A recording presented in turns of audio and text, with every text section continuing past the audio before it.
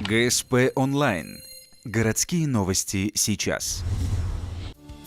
Вторник, 12:00. Центр немецкой культуры. Мастер-класс по изготовлению мягкой игрушки проводит Наталья Швец, эксперт по созданию текстильных кукол. 8 рукодельниц из творческого клуба «Я самая» собрались изготовить из простых подручных материалов мягкого зайца, символ католической Пасхи. Заяц в немецкой культуре является символом Пасхи.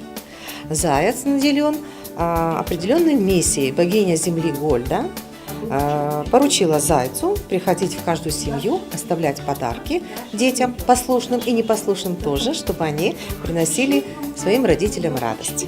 Зайчик втайне приходит в каждый двор и оставляет пасхальные подарки. Мастер-класс проходит в дружеской обстановке. Во время работы над мягкой игрушкой женщины рассказывают истории, говорят о традициях проведения святого праздника Пасхи и поют песни.